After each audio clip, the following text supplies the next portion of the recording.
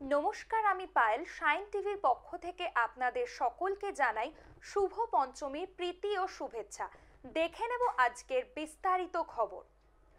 Plasma থেরাপিতে সাড়া মিললেও plasma দানে উৎসাহিত হচ্ছেন না জনগণ। প্লাজমা থেরাপির জন্য প্লাজমা দানে উৎসাহিত করতে এবং কিভাবে কোভিডের চিন্তা ভুলে খুব সাবধানে পথ চলতে হবে দুর্গাপুজোতে, সেই সম্পর্কে জনগণকে সচেতনতার বার্তা দিতে এক সাইকেল র্যালির আয়োজন করল কোভিড কেয়ার নেটওয়ার্ক। স্বাস্থ্য দপ্তরের ট্যাবলো থাকবে। আমরা একটা গাড়ি আপনাদেরকে আবেদন জানাচ্ছি, ওনাকে সকাল 8টায় আমরা 8:30টার মধ্যে শুরু করে দেবো। 8টায় আমরা সীমাবদ্ধ রাখবো যাতে দূরত্বটা বজায় রাখা যায়। প্লাজমা দানে উৎসাহিত করতে ও সচেতনতার মধ্যে দিয়ে দুর্গাপূজা কিভাবে অতিবাহিত করবে তা নিয়ে এক সাইকেল র্যালির আয়োজন করল Covid care network. Siliguri city centre থেকে মহাষষ্ঠীর সকালে এই সাইকেল র্যালি অনুষ্ঠিত হবে।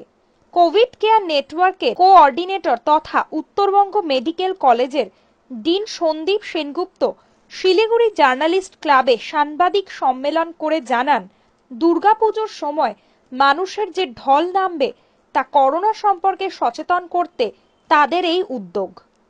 কোভিড কেয়ার নেটওয়ার্কের উদ্যোগে সারা পশ্চিমবঙ্গের 10টি জায়গায় একযোগে একই দিনে একই সময়ে কোভিডের সচেতনতা প্রসারের জন্য সাইকেল র্যালি হচ্ছে এবং আমরা নিজেরাও কোভিডের যে প্রিভেন্টিভ মেজার্স সেগুলোকে নিয়েই আমরা সাইকেল র্যালি করব। কালকে